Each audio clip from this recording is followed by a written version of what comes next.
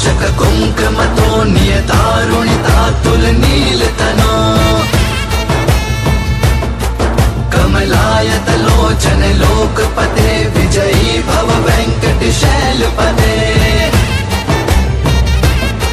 सचतुर्मुख सम्मुख पंचमुख प्रमुखाखिल दैवत मौलिमणे शरणागत वत्सल सारनिधे परिपालय मां वृषशैलपते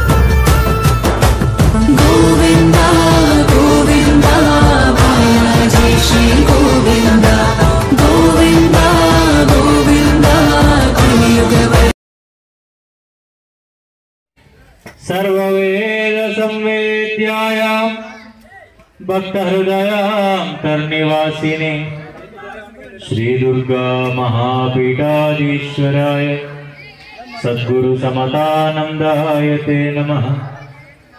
माता गुरु सेवानंदाय ते नमः। अंदरू కూడా గట్టిగా రెండు చేతులు పైకేసి బిగ్గరగా చెప్పాలి, గోవిందా గోవిందా గోవిందా. అయితే ఇప్పుడు మనందరం కూడా ఏవో ఉద్యోగాలు చేస్తుంటాం, ఏదో పనులు చేస్తూ ఉంటాం. ఆ పనులు చేసేటప్పుడు మనకు జీతం ఇచ్చేవాడు దగ్గర ఎంత జాగ్రత్తగా ఉంటాం కదా. ఇప్పుడు ఒక యజమాని దగ్గర మనం పని చేస్తే చాలా జాగ్రత్తగా ఉంటాం. వాళ్ళ దగ్గర మాట్లాడడం, వాళ్ళ ఎదురుగా నిలబడడం, వాళ్ళ దగ్గర చాలా పద్ధతిగా ఉంటాం. మనలో ఒకరే మనకు జీతం ఇచ్చిన వారి దగ్గరే మనం అంత జాగ్రత్తగా ఉంటే, ఈ సమస్తమైన సృష్టిని సృష్టించి పరిపాలన చేస్తూ మనందరినీ పోషిస్తూ మనకు జీవితాన్ని ఇచ్చిన భగవంతుడి దగ్గర ఎంత జాగ్రత్తగా ఉంటాం. జీతం ఇచ్చిన వాడి దగ్గర జాగ్రత్తగా ఉంటున్నాం, మరి జీవితం ఇచ్చిన వాడి దగ్గరికి ఎంత జాగ్రత్తగా ఉండాలి, ఎంత పద్ధతిగా ఉండాలి, ఎంత సంస్కారంతో ఉండాలి. ఈ రోజు భగవంతుడికి ప్రాధాన్యతనివ్వడం మనకు తెలియలేదు, కానీ ప్రార్థన చేయడం మాత్రం మనకు తెలుసు. ఏదైనా కోరికలు కావాలంటే మాత్రం గుళ్ళోకి వెళ్ళిపోయి నాకు అది కావాలి ఇది కావాలని చెప్పి వరుస నెలసరకు లిస్టు కంటే ఎక్కువ చెప్పడం తెలుసు. కానీ మీరు బాగా గమనిస్తే పక్క మతాలు కొన్ని ఉంటాయి. ఆ మతాల వారికి మనకి తేడా ఏంటో తెలుసా? వారి దేవుడి కోసం అని అంటే, దేవుడి సేవకి అని అంటే, దేవుడి సన్నిధికి అంటే ఖాళీ చేసుకొని వెళ్తారు. ఏం చేసుకొని వెళ్తారు? ఖాళీ చేసుకొని వెళ్తారు. మనము ఖాళీ చూసుకొని వెళ్తాం. చిన్న తేడా. వారు ఖాళీ చేసుకొని వెళ్తారు, మనం ఖాళీ చూసుకొని వెళ్తాం. అంటే వారి పనుల కంటే పరమాత్ముడికి ఎక్కువ ప్రాధాన్యత ఇస్తున్నారు. మనం ఏం చేస్తున్నాం? పనులు ముందు పెడుతున్నాం, భగవంతుడు వెనక్కి పెట్టుకుంటున్నాం కదా. అందువల్ల ఇది ఎప్పుడు కూడా మంచి పద్ధతి కాదు. ముఖ్యంగా మనం పుట్టింది ఏ దేశంలో ఏమండి కదా. ఇప్పుడు ఈ భారతదేశంలో మనం అందరం పుట్టినటువంటి వాళ్ళం ఒక దేవుడిని నమ్ముతున్నామే, పూజలు చేస్తున్నామే, ఆ సాంప్రదాయం అనుసరిస్తున్న మనం అందరం కూడా ఎవరు? హిందువులు. ఏమిటండి? హిందువులు. అది మనకు గుర్తులేదు. కులాలు మాత్రం ప్రమాణం గుర్తుంటాయి, రాజకీయ పార్టీలు బాగా గుర్తుంటాయి. వింటున్నారు మీరు శ్రద్ధగా? వింటాను అంటే ఒక 5 నిమిషాలు మాట్లాడతాం, లేకపోతే తెర తీయించి కళ్యాణం మొదలు పెట్టించేస్తాం. నిజంగా వింటామన్న వాళ్ళైతే 2 చేతులు ఎత్తి ఒక్కసారి చెప్పండి, గోవిందా. ఇవాళ రోజుల్లో గమనిస్తే సమాజంలో భక్తి పెరుగుతుంది కానీ ధర్మం అభివృద్ధి చెందడం లేదు. ఈరోజు మనం అందరూ కూడా బీపీకి భయపడి ఉప్పు తినడం మానేస్తున్నాం, షుగర్కి భయపడి చక్కెర తినడం మానుతున్నాం, కానీ దైవానికి భయపడి తప్పు చేయడం మాత్రం మానటం లేదనంటే ఇందుకు మాత్రమే మనం కష్టాలకు దగ్గర అవుతున్నాం, ఇందుకు మాత్రమే మనం ఇబ్బందులు పడుతున్నాం, ఇందుకు మాత్రమే మనం ఎన్ని పూజలు చేస్తున్నా, ఎన్ని నోములు నోచుకుంటున్నా కూడా ఆ కర్మ ఫలితాలకు మనం దగ్గర అయిపోతున్నాం. అందుకు భగవంతుడి పైన విశ్వాసం ఖచ్చితంగా అవసరం. మీకు ఇందాక చెప్పారు, భక్తి పెరుగుతుంది, ఉత్సవాలు చేస్తారు, పండుగలు చేస్తారు, చాలా గొప్పగా పూజలు చేస్తారు. కానీ చేసినవన్నీ ఏంటట, చేసినవి తప్పులు పాపాలన్నీ కడుక్కోవడానికి ప్రక్షాళన కోసం. నేను అందుకే చెప్తాను, భక్తి అని అంటే తప్పులు చేసేసి వాటిని ప్రక్షాళన చేయు, వాటిని క్షమించు అని చెప్పి తీర్థాల చుట్టూ, క్షేత్రాల చుట్టూ, గుళ్ళు చుట్టూ, గోపురాల చుట్టూ, దేవుడి చుట్టూ తిరగడం కాదు. మనం గుడికి వెళ్తే దేవుడు చూస్తున్నాడు, మనం కోరికలు చెప్తే దేవుడు వింటున్నాడు, మనం తప్పులు చేస్తే అదే దేవుడు మనకి కర్మను కూడా దగ్గర చేస్తాడనేటువంటి పాప భీతితో, దైవ భక్తితో తప్పే చేయకుండా ఉండడం నిజమైన భక్తి అనేటువంటి విషయాన్ని మీరు అందరూ గుర్తుపెట్టుకోవాలి. ఈరోజు నిజంగా సమాజంలో ధర్మమే పెరుగుంటే, ఈరోజు చాలా మంది అంటారు, అర్ధరాత్రి మహిళ 12 గంటలప్పుడు రోడ్డు మీద బహిరంగంగా తిరగలిగితే ఈ దేశానికి నిజమైన స్వాతంత్రం వచ్చినట్టు, ఈ దేశానికి నిజమైనటువంటి యొక్క అభివృద్ధి జరిగినట్టు అని చెప్తా ఉంటారు. ఈ రోజు ఆ మాట చాలా మంది అమ్మగారికి ఇష్టమైపోయింది. సెకండ్ షో సినిమాలకు వెళ్ళడానికి అది అయ్యింది, కానీ అనంత పద్మనాభం కళ్యాణానికి రావడానికి వాళ్ళు కాలు రాలేదు. అంతేనమ్మా, నిజమే కదా.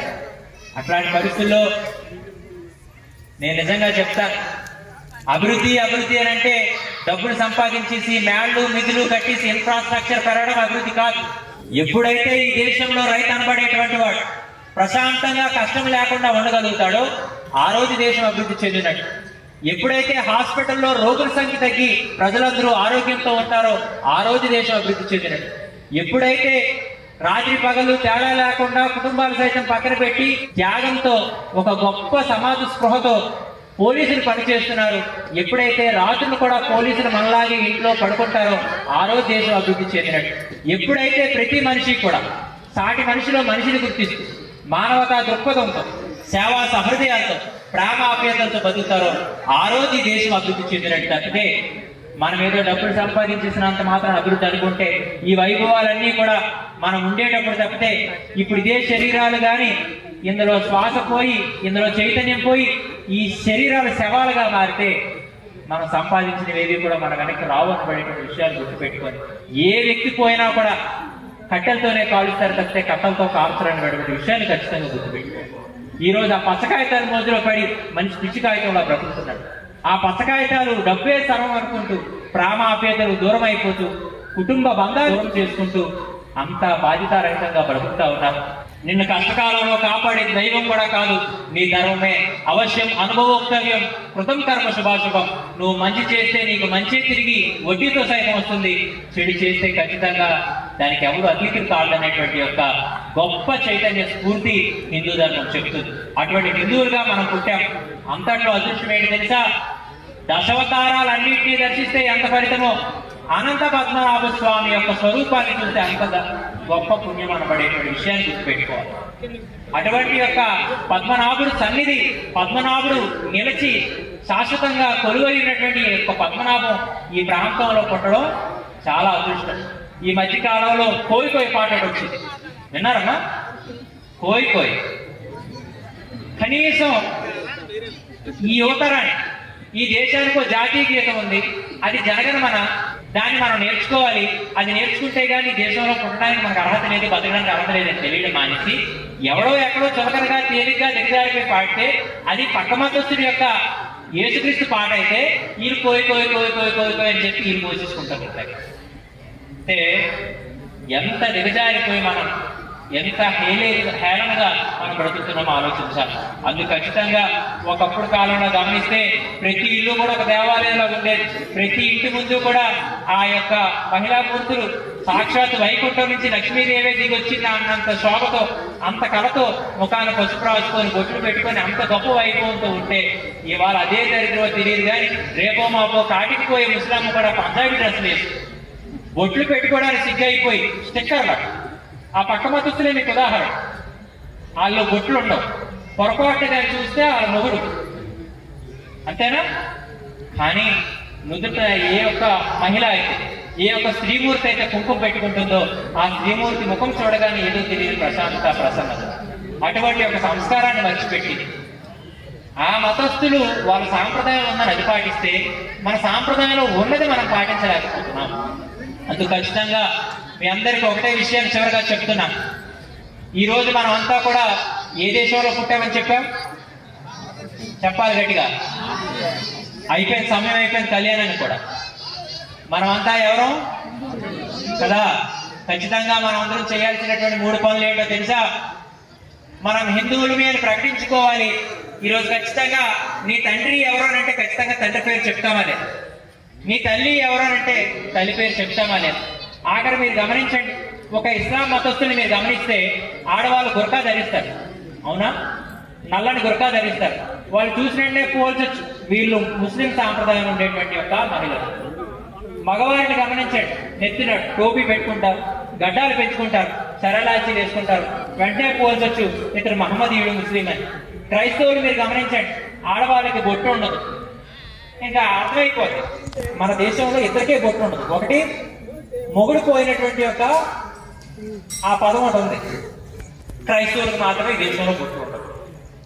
ఏమండి, ఇక ఆ మగవారికి కూడా గమనిస్తే మెడలో సిరువులు ఉంటాయి, చేతిలో నవవర్త పుస్తకం ఉంటుంది, దానిలో ఉన్నవన్నీ పాపాలే కానీ దాని పేరు పరిశుద్ధి కాదు. ఏమండి, కానీ హిందువులు పోల్చడానికి ఏమనుందా? ఉందండి. హిందువుగా పోల్చాలంటే ఖచ్చితంగా నుదుట బిందు ఉండాలి. ఎవరైతే బొట్టు పెట్టుకుంటారో నుదుట బిందు ఉన్నవాడే హిందువు అనబడే విషయాన్ని మనం గుర్తు పెట్టుకొని ఖచ్చితంగా ప్రతిరోజు కూడా ఏదో బొట్లు పెట్టుకుంటే సిగ్గు, బొట్లు పెట్టుకుంటే భక్తులు. ఆఖరికి ఇంకో విషయం కూడా మీకు చెప్తాను. ఏట్రా మేము చెవులో పౌనెట్టుకున్న వాళ్ళ కనిపిస్తున్నాం ఏట్రా అని పడే నాం అంటే ఈ మాట ఎవరు చెప్పారు తెలుసా?